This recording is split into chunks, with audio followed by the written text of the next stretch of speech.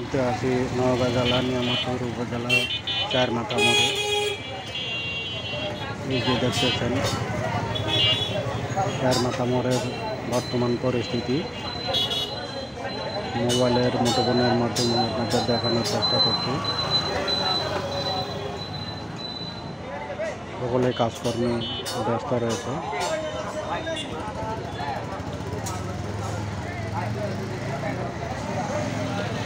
মোবাইলের মুঠোফোনের মাধ্যমে দেখানোর চেষ্টা করছি।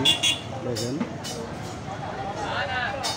ভিডিওটা কি কোথা থেকে দেখতেছেন অবশ্যই কমেন্টে জানাবেন।